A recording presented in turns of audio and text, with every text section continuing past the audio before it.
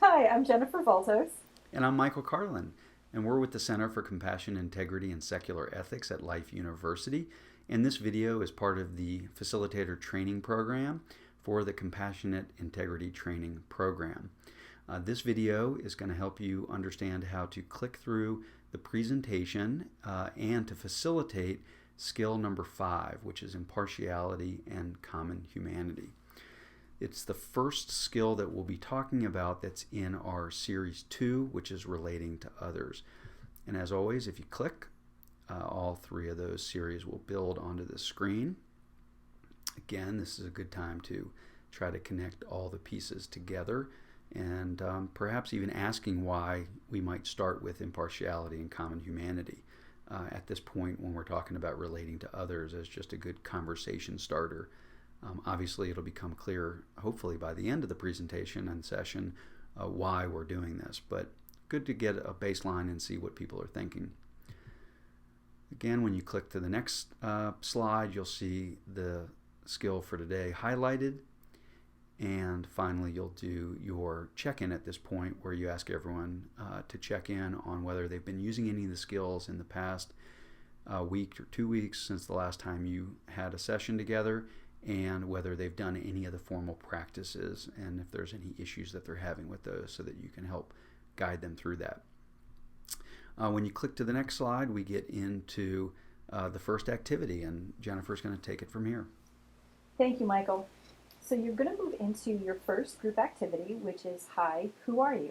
It's a great activity. It really provides the participants with the opportunity to get to know each other a little bit better because they're going to be working with multiple partners. But it can be kind of confusing when you're explaining it to them. Even though you're doing a great job of explaining it, the concept could be a little bit challenging. So you and your co-facilitator may need to give an example of what the activity looks like before you separate your group and let them go and start the activity. And then once you've had an opportunity to complete the activity, you'll bring everybody back and you'll process that as a large group.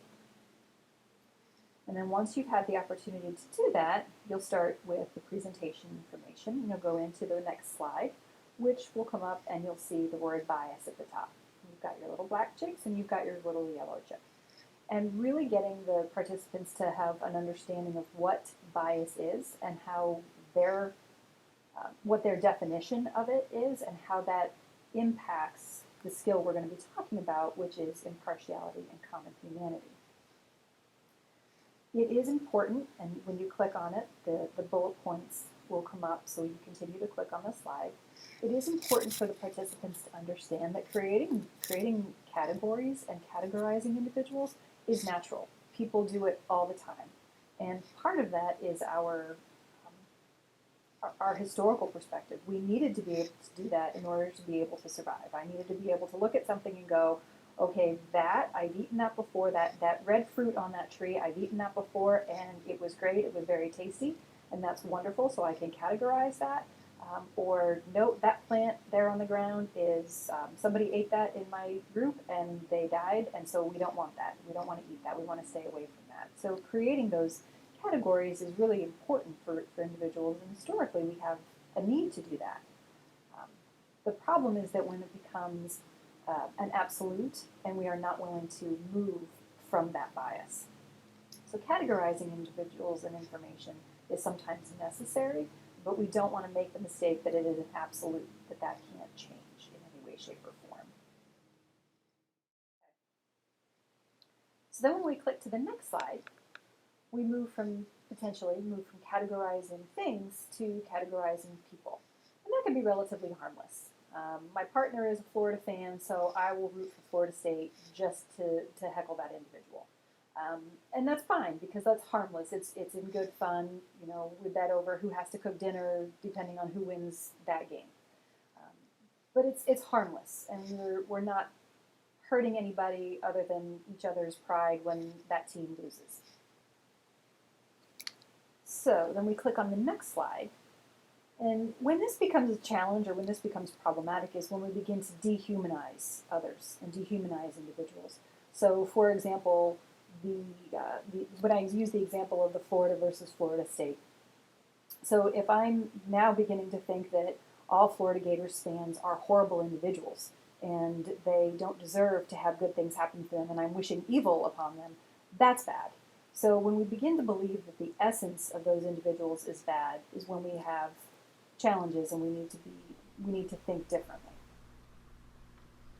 Yeah, and I think this kind of categorization that you're talking about, we can easily see how it's at the core of racism, of sexism, of ageism. Basically any of the isms comes down when we begin to kind of confuse the kind of superficial and evolutionarily adaptive nature of categorization with essences, with really that these people are all this way and that's what defines them.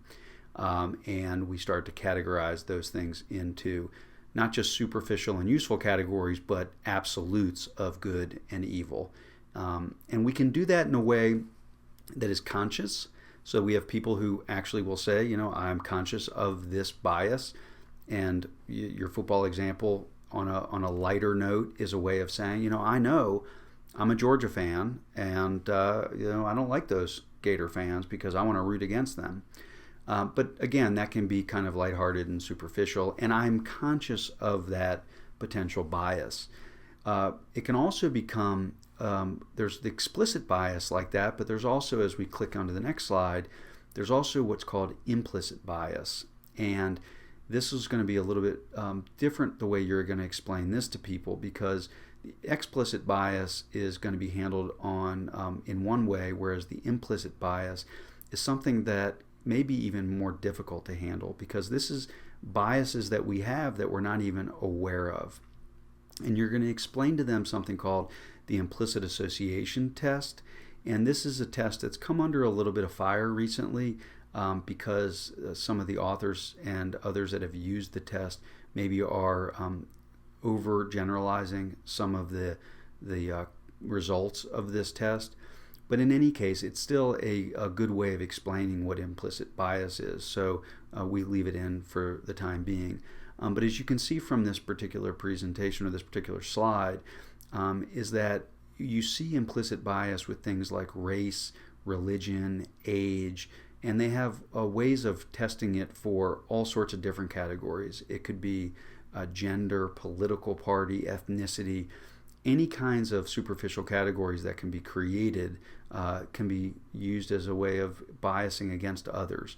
And again, this is in an implicit way. So one of the things we'll do here is just quickly show how this test works, so it's helpful to explain to people what implicit bias is.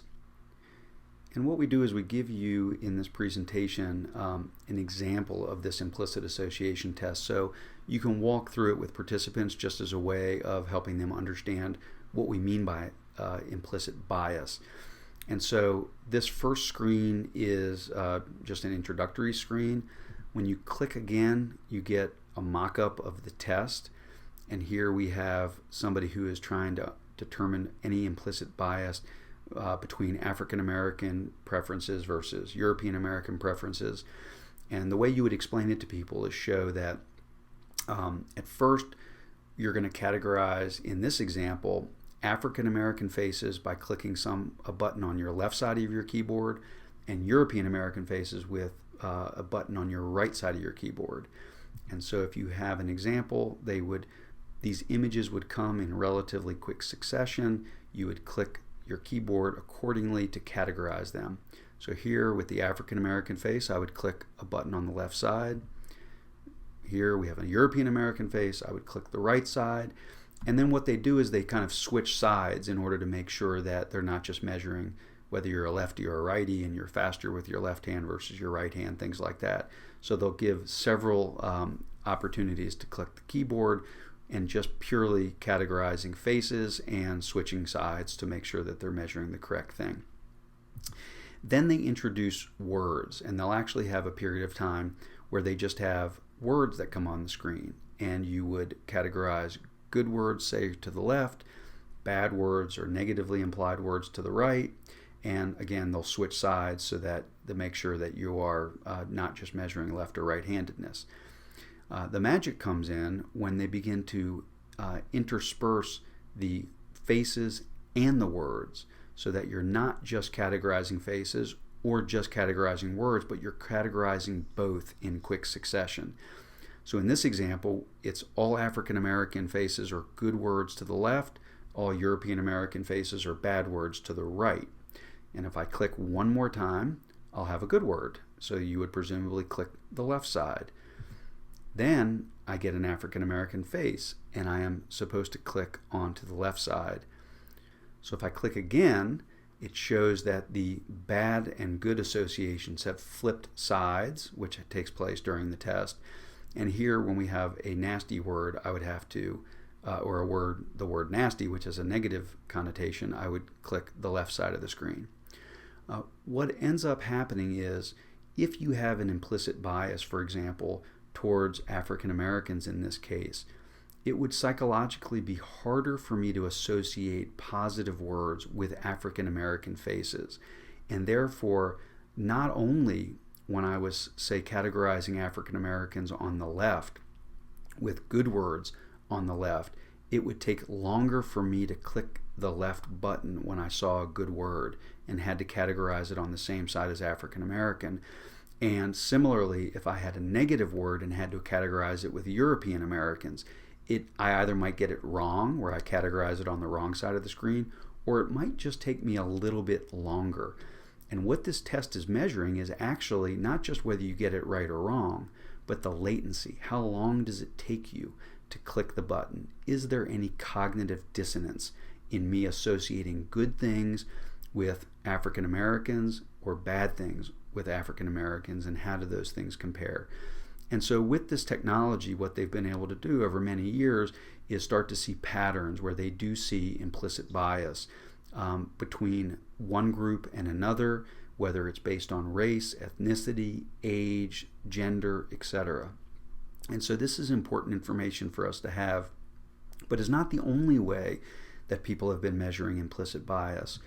Another way is here, that's been studies that are being done at Yale, where they actually track the eyes of teachers in preschools. And so a lot of preschool teachers will report, and a lot of preschools will report, that certain ethnicities, races, or gender of students are the ones getting in trouble most. And so therefore, they're justified in them being punished more than, say, the average. But what they found was, by measuring where people were looking, where these teachers were looking, they actually recognized that the teachers were looking at boys far more than they were looking at girls during the course of a class, and they were in particular looking at African American boys far more than the average across the class. So of course, if they're looking at you more often, you're going to be caught doing bad things more often. It's not just that the data bears out the fact that these people are getting caught more and therefore they must be doing things wrong more. Actually, it comes down to that slight implicit bias where maybe I'm observing, I'm drawing my attention towards one group of people versus another, and that's where I'm seeing those results coming in, not because they actually do anything worse, but it's my bias that's having an impact. The last example that we'll give in this presentation refers to gun violence. And this can be a very sensitive subject, so obviously read your audience and be very careful about this. But this is a study that was done, and if you click again, what it does is it expands on two parts of this to be able to read it more clearly so that people can understand what the study was about. And if you click it again, those go away and the data, the graphs show up on the screen. And what it's really saying is that both police officers and community members in a simulation were more likely to shoot at an African American person holding what might look like a weapon but wasn't than if it was a European American. And so again, the officers were better trained and had were better at not shooting, but still disproportionate based on race. So again, this is another way of explaining kind of the downside to implicit bias and the way we need to kind of work against it. And again, it's not just on race, it's on all sorts of different categories that we carry implicit bias. So if you click again, we're going to move into the reflective writing and mindful dialogue on this, and I'll turn it over to Jen. So as we're finishing up our reflective writing and mindful dialogues, we have then the opportunity to click to the next slide, which just has the word impartiality on it. And so asking the participants what impartiality is and why it's important and what this picture has to do with our impartiality, what this picture has to do with impartiality is a great opportunity to share with the participants that as we are getting ready to plant seeds for forgiveness and gratitude and compassion, we need to have a level playing field. We need to have a field that is able to take those seeds and allow them to grow uniformly. We don't want them to be planted in rocky soil where some will grow and some will not grow. We want to be able to have that field prepared so that all of our seeds of forgiveness, gratitude, and compassion will grow uniformly. So then we click on the next slide. And we can think of this as the sunshine metaphor. The sun shines all the time, day and night, depending on where you are in the world. And for those individuals who are closer to the equator, the sun is going to shine more intensely. So if we think about that in our lives as we are attempting to cultivate these skills, I am attempting to cultivate impartiality and common humanity. I'm attempting to cultivate forgiveness and gratitude and compassion. And so those individuals who are closest to me are going to benefit more from that than those individuals who are further away from me.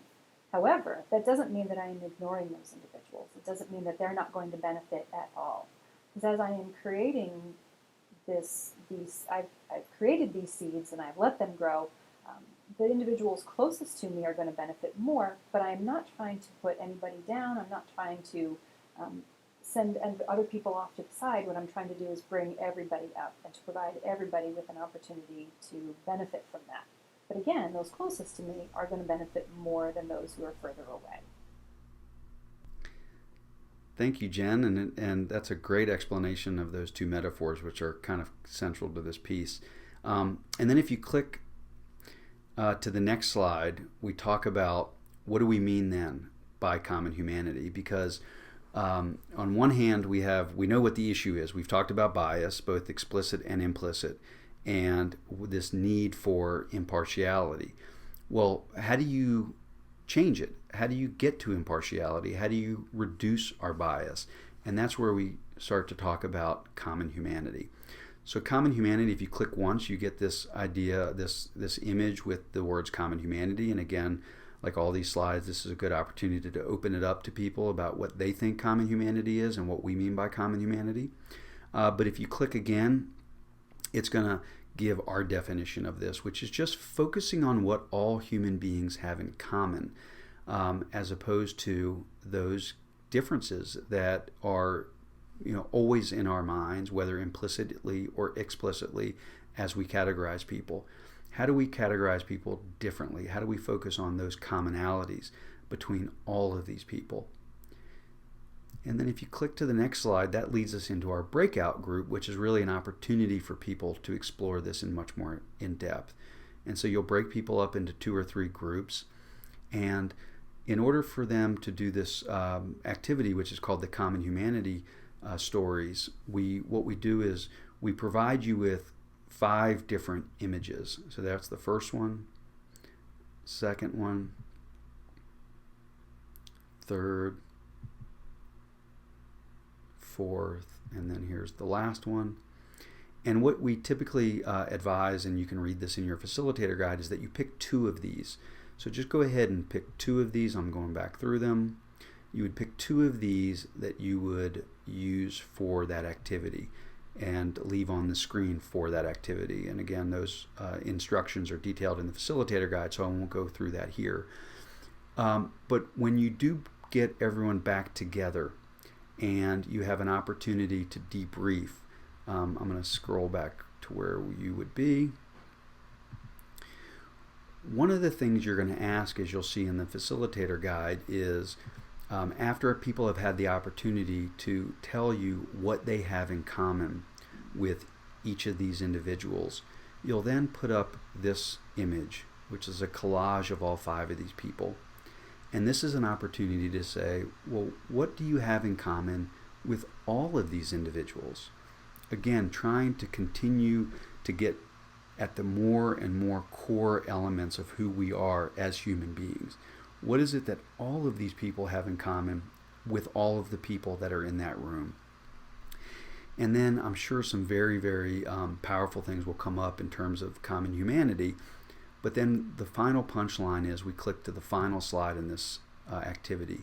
And that's going back to this original slide of these thousands of pictures of different kinds of people from all over the globe, and asking, what do we have in common with all of these people? And if people haven't gotten there already, we're really at the point of common humanity at this point. What we have in common with everybody. Things like we all seek happiness, and we all face difficulties and want to reduce those difficulties and suffering. We're all born. We're all going to die. All of those kinds of things that unite us. We all have nervous systems. We all have emotions. We all want to belong, and we all want to be loved. So again, this is just a whole series of things that will hopefully organically come from the group, and we just resonate with this image of how we have commonality with everybody, and can we really focus in on that level. If you transition to the next slide, this is a short video called Get Service that you've probably seen when you took CIT, and is a way of really helping people see that beyond those differences that we see in people, there's always something going on below the surface that probably unites us in some way. And so that's a good video to use as a way of really kind of bringing this whole section home. It is. And then we transition to the next one, and Jen, you'll take it from here. Sorry, Michael. Yeah, it is. It really is. That video it kind of helps to bring home all the things that we've been talking about. Like you said, that everybody is got something. Everybody has something going on in their minds that we don't necessarily know about. So treating everybody as you would someone you're concerned about. I like that video. So then we're going to move to cultivating impartiality.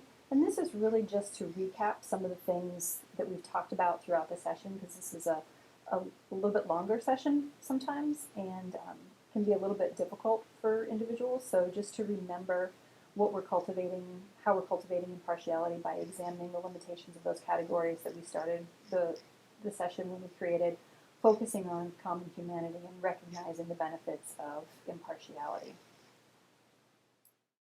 So then we would click to the next slide, which brings up friend, enemy, and stranger. And really what we're trying to get at with this slide is just helping to understand that those categories are interchangeable. They're limited. You know, sometimes you have a falling out with a friend and they become an enemy. Sometimes an enemy becomes a friend because you've bonded together over a common issue. Something happened and you become friends. Strangers become friends. Strangers become enemies. How we categorize individuals changes. And as long as we're still being aware that those categories are fluid, they're going to change. And we don't want those categories to dehumanize the individuals that we're talking about. It will help us to really understand how impartiality and common humanity are so important to all of us. And then we move into our contemplative practice. And our contemplative practice, there are several in the facilitator guide for the facilitators to choose from. One of the ones that we've been using lately is the one that's called Just Like Me. And that's a great one to really understand common humanity. But there are several in the guide for which the facilitators can choose. And then that brings us to our last slide, which wraps up and tells us that we are in Series 2, Relating to Others. This was the first skill in Series 2, which is impartiality and common humanity. And we look forward to seeing you for skill number 6, which is about forgiveness and gratitude.